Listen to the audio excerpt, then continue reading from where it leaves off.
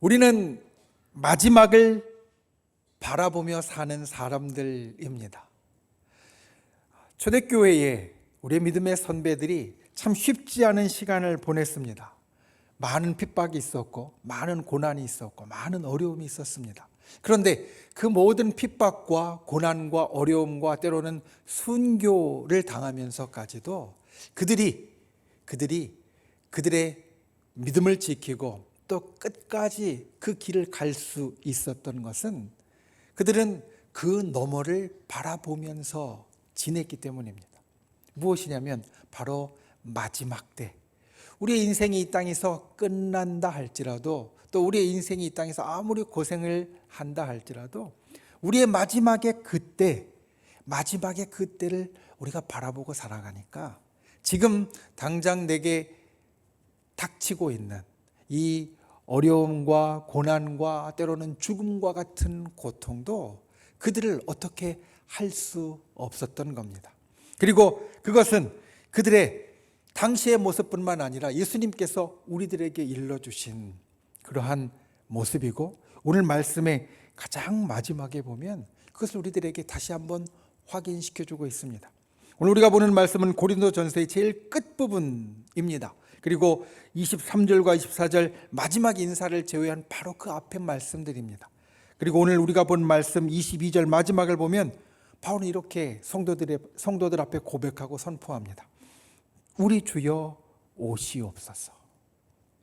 우리 주여 오시옵소서. 여러분, 이것이 우리 성도들의 가장 기본적인 고백이고 우리가 바라보고 사는 삶입니다. 이유가 있습니다. 우리는 왜 마지막을 바라보고 사는가? 주님이 오시기를 고대하고 사는가? 그것은 우리에게 마지막이 보장되어 있기 때문입니다.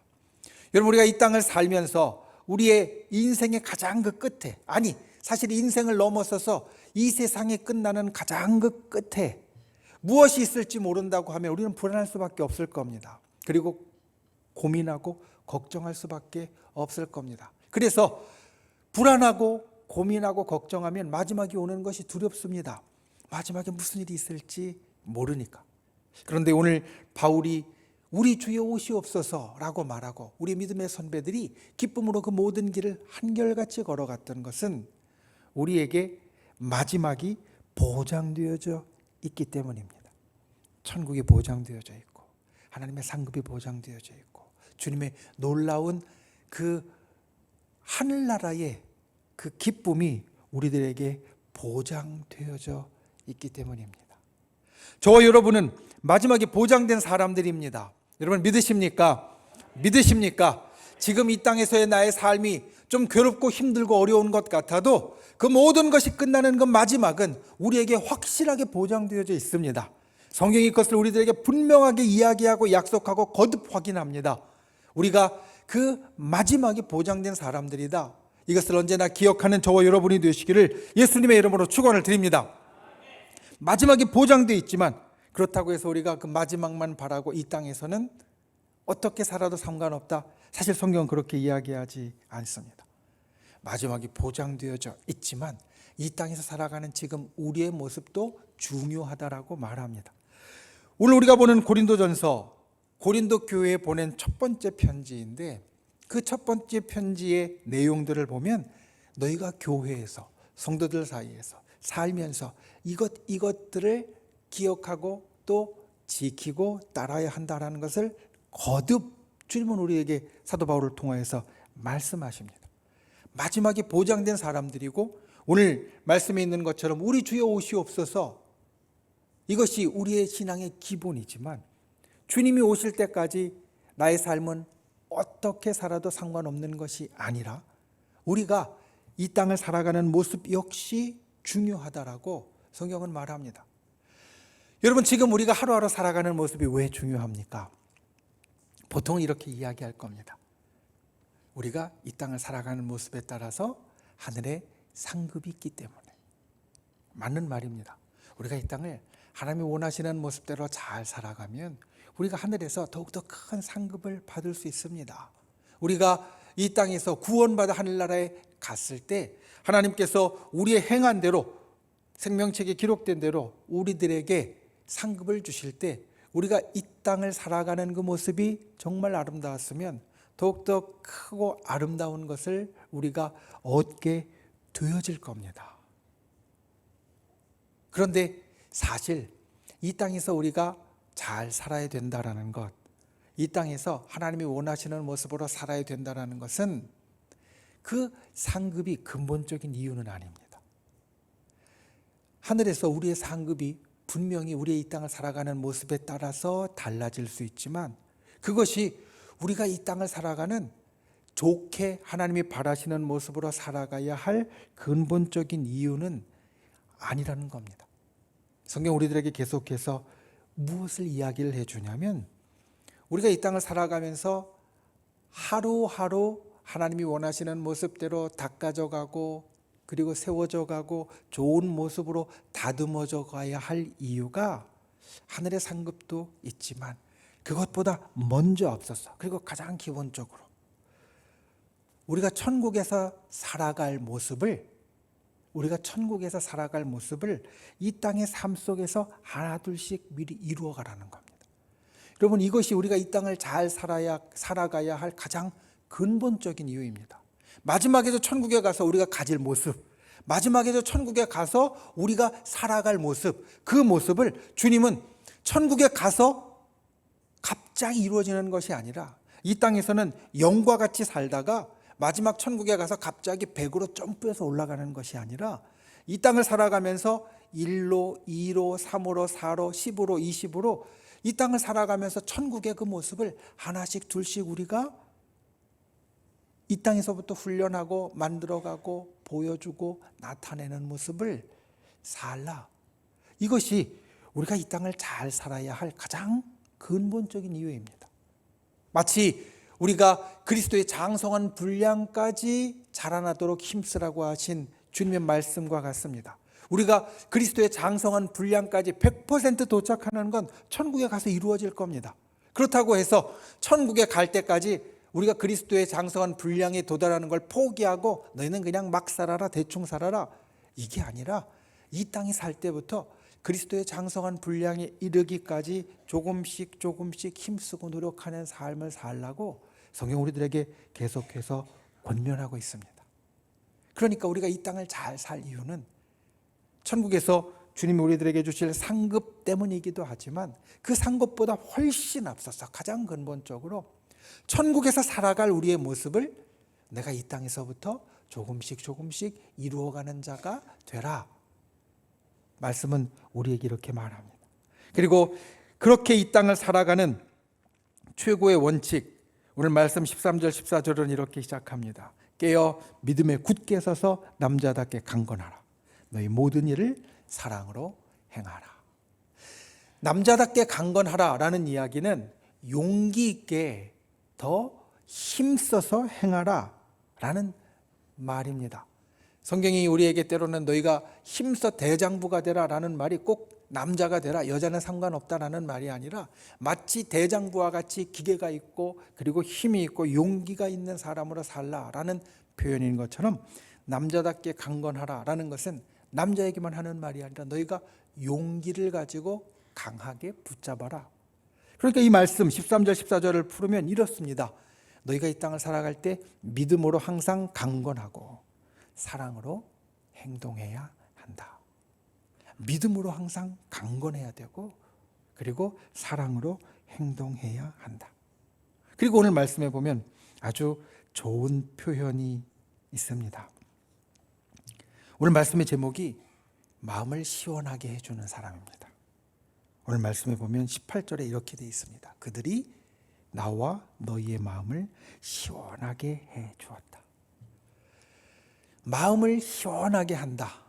이런 마음을 좋게 한다는 표현보다 사실 한 단계 더 깊은 표현이 바로 이것입니다. 마음을 시원하게 해준다. 그냥 기쁘게 해주고 좋게 해주는 것이 아니라 정말 좋게, 정말 기쁘게 해준다.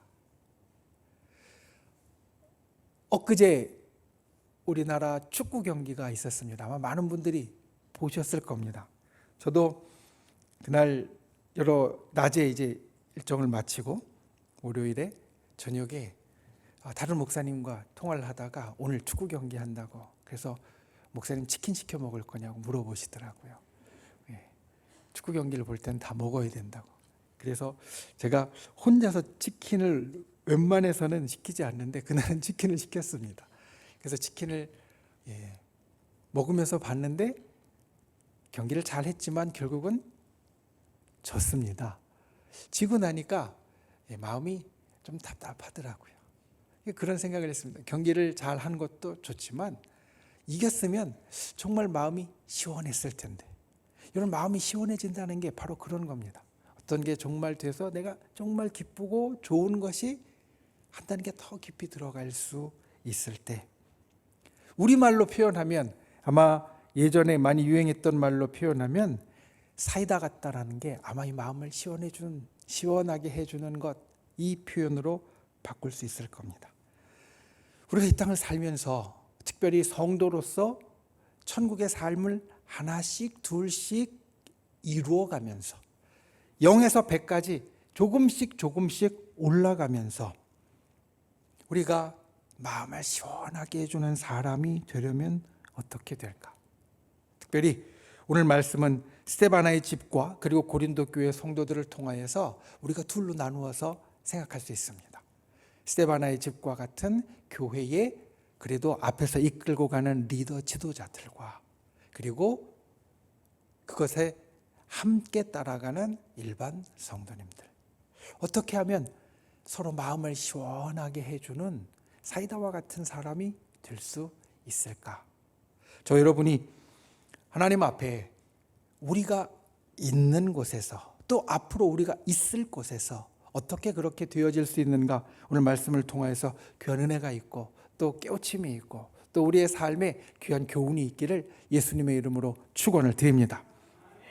첫 번째, 지도자로서 시원하게 해 주어야 합니다. 어느 공동체든지 어느 그룹이든지 지도자가 있습니다. 가장 작게는 우리 구역에 구역장님이 있고요.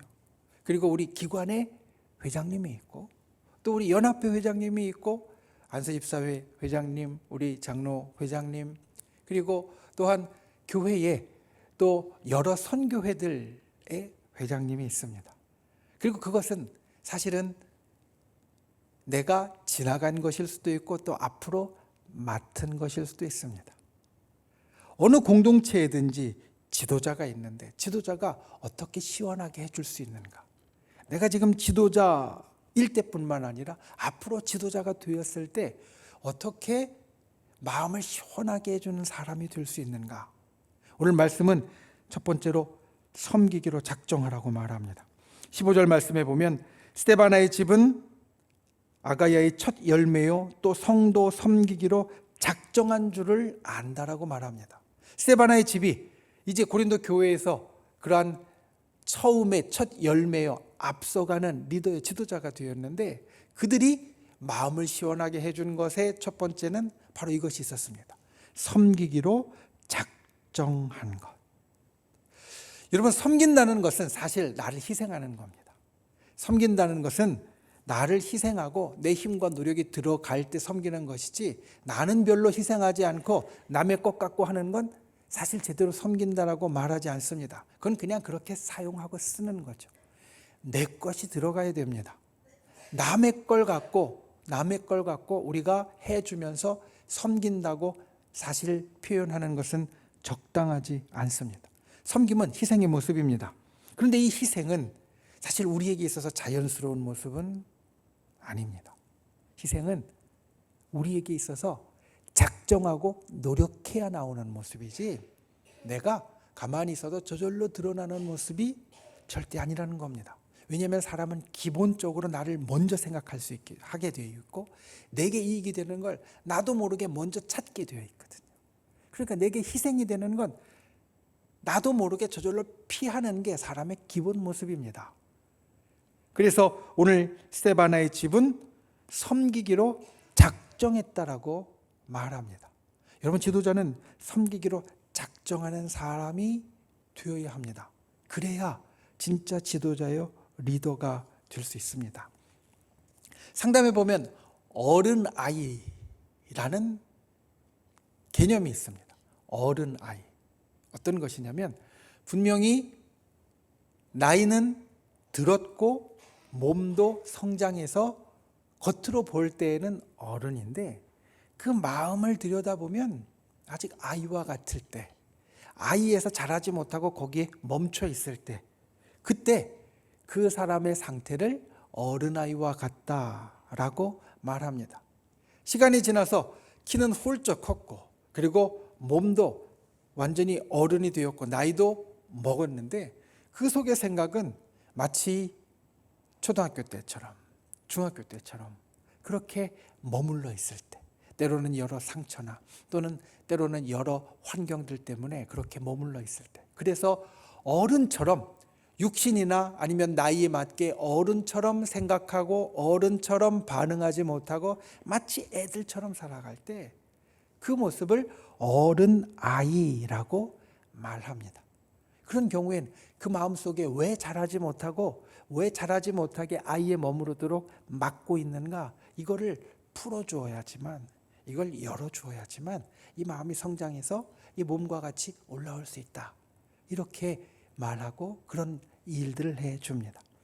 교회 지도자도 마찬가지입니다. 공동체 지도자도 마찬가지입니다. 여러분, 지도자가 됐을 때, 내가 이끄는 리더가 됐을 때, 내가 장이 됐을 때, 구역장이나 회장이 됐을 때 우리가 분명히 리더로 지도자로 올라갔는데 마음은 여전히 밑에 머물러 있을 때가 있습니다.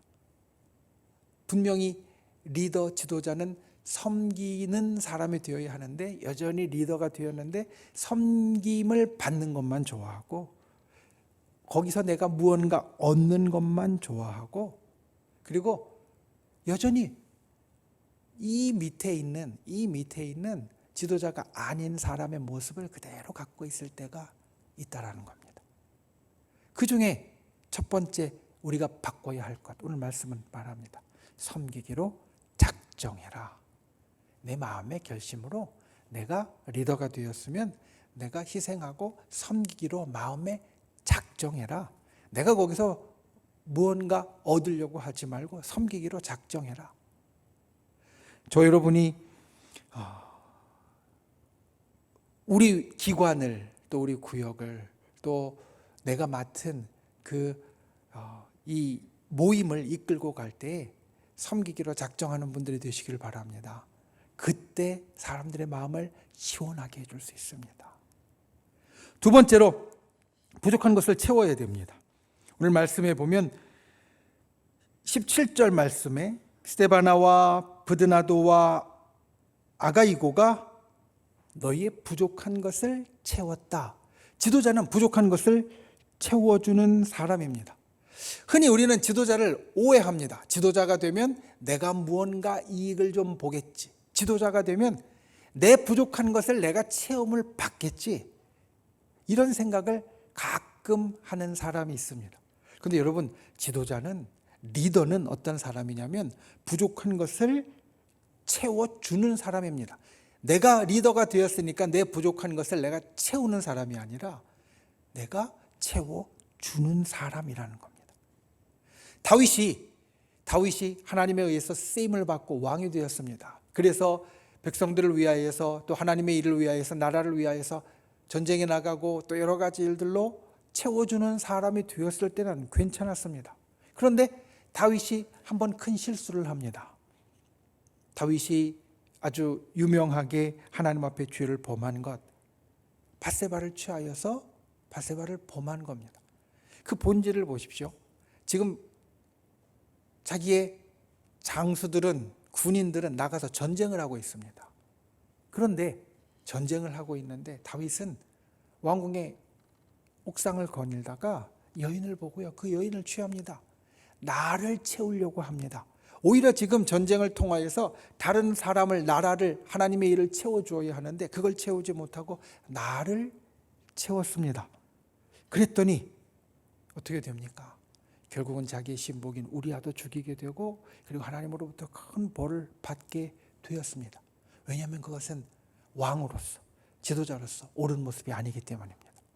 우리가 이 땅을 살면서 지도자가 리더가 되었으면 어떤 사람이 되어야 하느냐?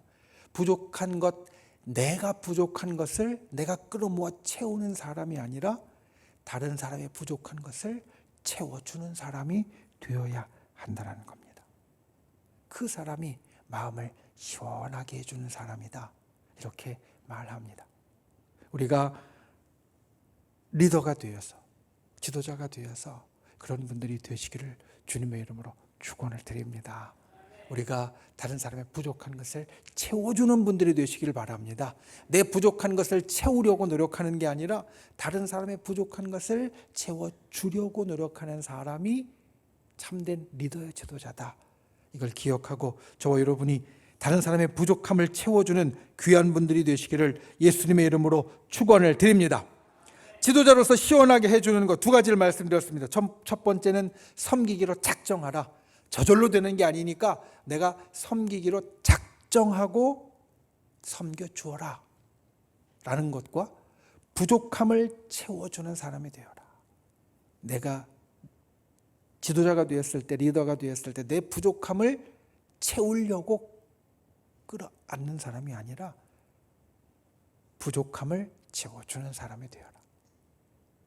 이것이 지도자로서 마음을 시원하게 해주는 사람이라는 것을 기억하고 그와 같은 저와 여러분이 되시기를 예수님의 이름으로 축원을 드립니다.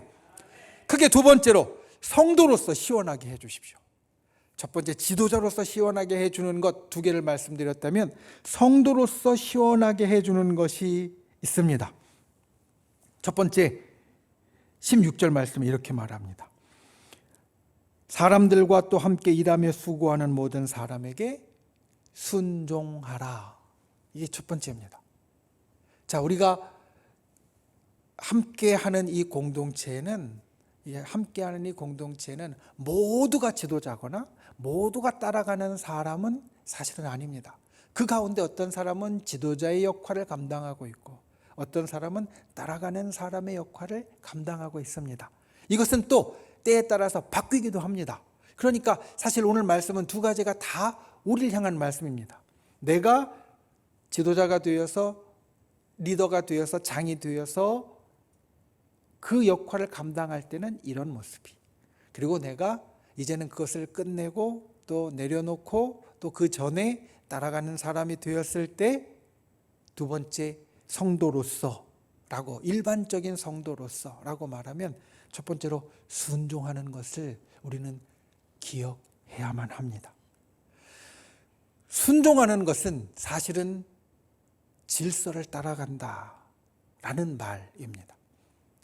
하나님께서 이 땅을 창조하실 때 온 땅의 모든 혼돈과 공허함을 통하여서 창조를 통하여 이루신 것은 무엇이냐면 혼돈하고 공허한 것을 하나님께서 나누셨던 겁니다.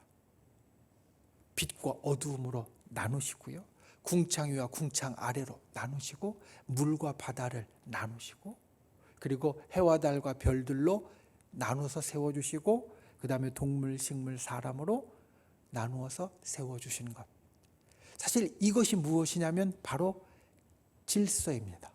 어두움은 빛을 넘어올 수 없게.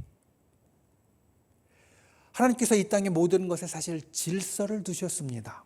그리고 이것은 우리가 사는 모든 곳에 마찬가지입니다. 가정에도 아버지, 어머니, 자녀로서의 질서가 있고 이 사회에도 위정자와 그리고 또한 관리와 또 다른 일반 국민들의 질서가 있고 또 교회에도 하나님께서 세워주신 대로 아까 말씀드린 대로 지금 앞에서 끌고 가는 리더와 지도자의 역할을 감당하는 사람으로 또 따라가는 사람으로 이런 질서를 하나님께서 세우셨습니다. 순복한다는 것은 바로 그 질서를 내가 따라간다라는 말입니다. 이것이 정말 중요한 것은 우리가 조금만 길게 보면 알 수 있습니다. 처음에 말씀을 드렸죠. 우리는 지도자가 되었다가 또 따르는 자가 되었다가 합니다. 대통령도 5년의 임기가 끝나면요, 대통령직을 내려놓고 그냥 국민으로 살아가야 합니다. 내가 지도자가 되었다고 해서 끝까지 지도자가 되는 것도 아니고, 내가 따라가는 자가 되었다고 해서 끝까지 따라가는 자가 되는 것이 아닙니다. 그런데 따라가는 자가 되었다고 해서 지도자가 하는 것들에 대해서 계속해서 반대하고 반발하고 따라가지 못하는 모습을 보이면 그 상황은 시간이 지나면 역전될 수 있습니다. 내가 지도자가 되었을 때 똑같은 일이 일어날 수 있다는 겁니다. 그러니까 우리가 따라가는 자가 되었을 때 첫 번째로 기억해야 될 것은 하나님께서 우리에게 주신 그 질서대로, 창조시부터 세운 그 질서대로 우리가 따라가는 자가 되었을 때는 순복하는 것이 우리에게 필요하다라는 겁니다. 그래야 내가 지도자가 되었을 때 또 순복할 것을 기대하고 그렇게 나아갈 수 있습니다. 우리는 계속해서 바뀝니다. 그러니까 우리가 성도로서 우리가 함께 있는 이 공동체를 시원하게 해주는 첫 번째 모습은 순복하는 겁니다. 열심히 따라주는 겁니다. 열심히 힘을 더해주는 겁니다. 그때 우리가 함께 있는 이 공동체가, 또 함께 있는 이 교회가 정말 서로의 마음이 시원해지고 좋아지는 역사가 있을 줄 믿습니다. 저와 여러분이 따르는 자가 되었을 때는 따르는 자에 맞게 첫 번째로 순복하는 귀한 분들이 되시기를 예수님의 이름으로 축원을 드립니다. 두 번째는 알아주어야 합니다. 18절 말씀에 너희의 마음을 시원하게 해 주었으니 그러므로 너희는 이런 사람들을 알아주라 라고 말씀합니다. 아까 지도자의 모습에서 두 가지를 말씀을 드렸죠. 섬기기로 작정하는 것과 부족한 것을 채워주는 것. 여러분, 지도자는 희생을 해야 합니다. 희생을 하는 사람들입니다. 우리를 위해서 열심히 수고하고 노력하는 사람들입니다. 때로는 내 생각과 다를 수도 있고요. 내가 기대했던 것과 좀 달라서 내가 기대했던 것만큼 못 미칠 때도 있습니다. 물론 그럴 때도 있습니다. 그런데 그렇다고 해서 우리가 이걸 잊어버리면 안 됩니다. 그들이 수고하는 걸 알아주고 인정해 주는 것. 여러분, 그들은 때로는 내 생각만큼 되어지지 못하고 때로 부족한 모습이 있어도 열심히 애쓰고 있는 겁니다. 열심히 힘쓰고 있는 겁니다. 열심히 섬기려고 노력하고 있는 거고요. 열심히 부족한 걸 채워주려고 애쓰고 있는 겁니다. 그러니까 그걸 인정하고 알아주어야 됩니다. 이게 필요합니다. 내가 생각했던 것만큼 안 된다고, 내가 기대했던 것만큼 안 된다고 우리가 고개를 돌릴 것이 아니라, 내가 생각한 것만큼 기대했던 것만큼 안 되지만 그래도 그들이 수고하고 그들이 열심히 애쓰고 있는 건 알아주고 칭찬해주고 그리고 좋다라고 말해주어야 한다라는 겁니다. 여러분, 교회의 리더들, 지도자들 대부분은 헌신하는 사람들입니다. 헌신하는 사람들은 무엇이냐면 자기 것 희생해서 자기가 갖고 있는 것, 자기에게 있는 것 써가면서 열심히 애쓰는 분들입니다. 시간을 들여서 애쓰고요, 힘을 들여서 애쓰고요, 그리고 때로는 자기가 갖고 있는 물질까지도 다 들여서 애쓰는 분들입니다. 그런데 그들을 우리가 인정해 주는 것은 그들에게 더 큰 힘을 주는 겁니다. 여러분, 흔히 봉사하는 분들이, 우리 교회에서 봉사하는 분들이 목사님, 저 도저히 못하겠어요. 그만둘래요. 때려칠래요. 찾아오는 분들이 있습니다. 그런데 그분들이 그런 이야기를 할 때 언제 그런 이야기를 하냐면요.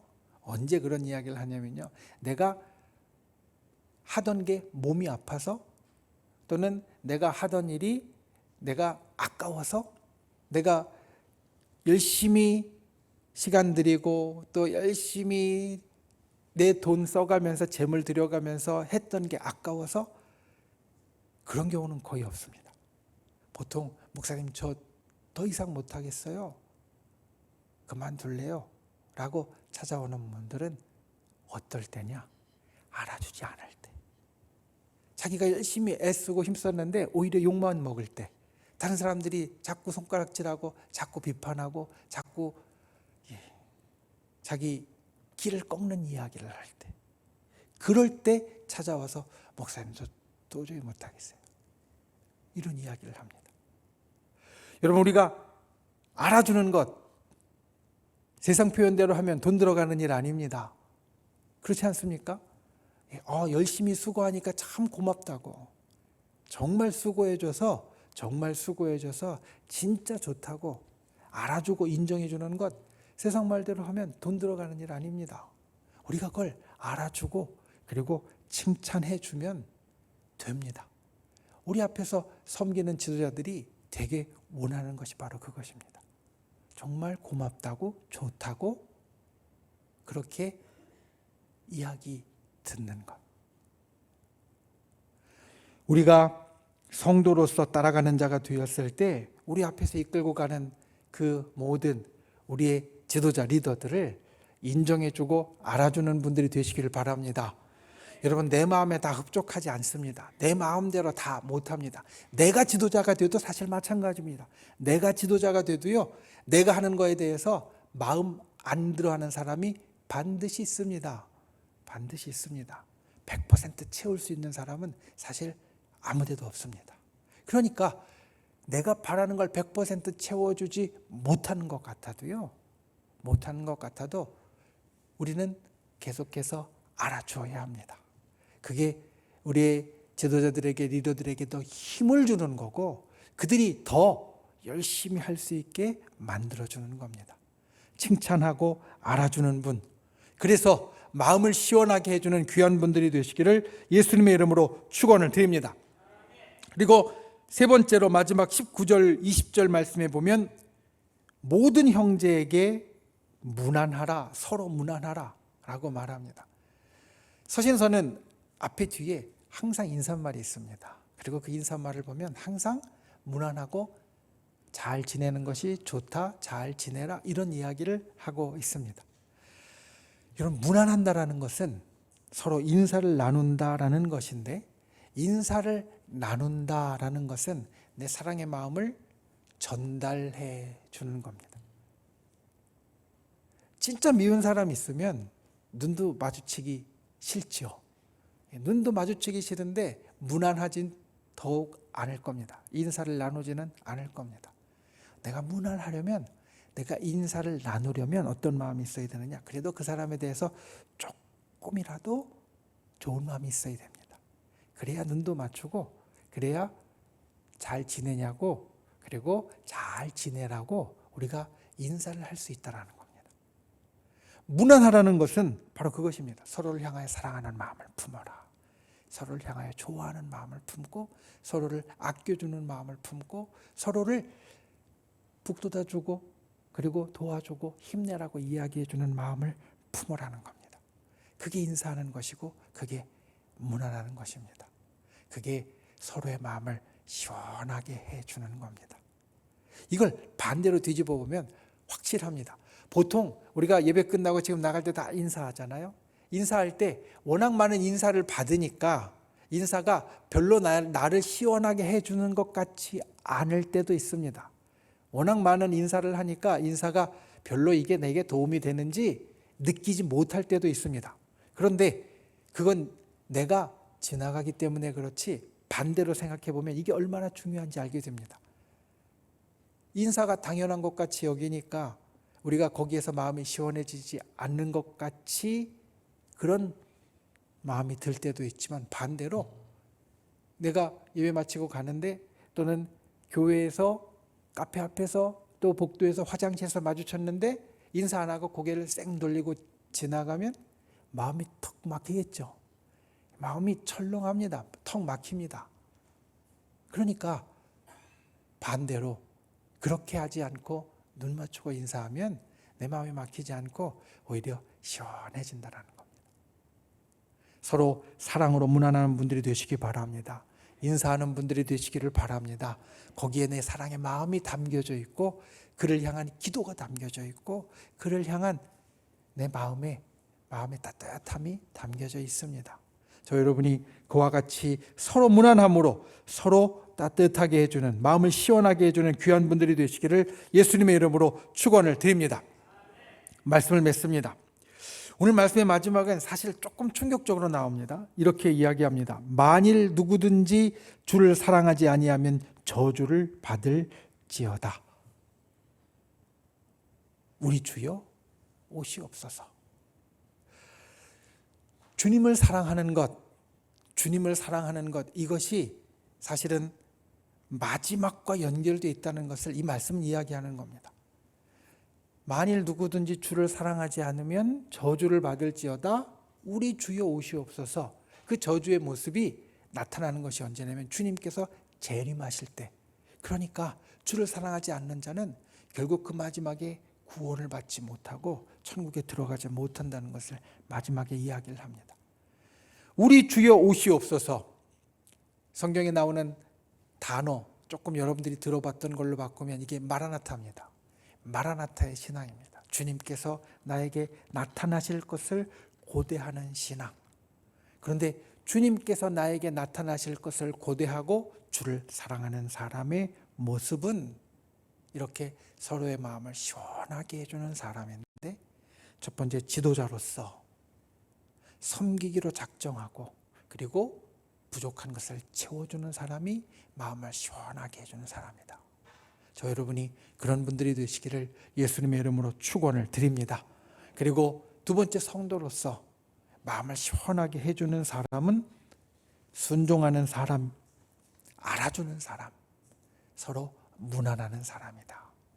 저 여러분이 그렇게 서로의 마음을, 또 내가 함께 있는 이 교회와 내가 함께하는 사람들의 마음을 시원하게 해주는 복된 분들이 되실 수 있기를 예수님의 이름으로 축원을 드립니다. 기도하겠습니다. 우리를 사랑하시는 좋으신 아버지 하나님, 우리가 예수 그리스도의 재림을 고대하며 살아갑니다. 그리고 그때 천국에 가서 이룰 우리의 모습을 이 땅에서부터 훈련하고 그리고 노력하며 이루는 자로 살아갑니다. 우리가 있는 곳에서 때로는 내가 지도자로, 때로는 내가 따르는 자로 세움받았을 때, 오늘 고린도 교회의 권한, 이 교훈이 우리에게 기억되고 우리가 그 교훈을 이루는 자 되게 하여 주시옵소서. 지도자로 섬기기로 작정하며 부족한 것을 채워주는 사람 되게 하여 주시고, 성도로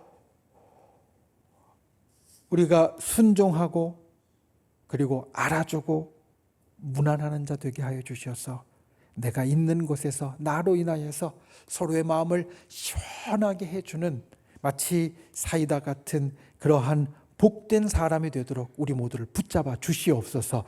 예수님의 이름으로 간절히 기도하옵나이다. 아멘.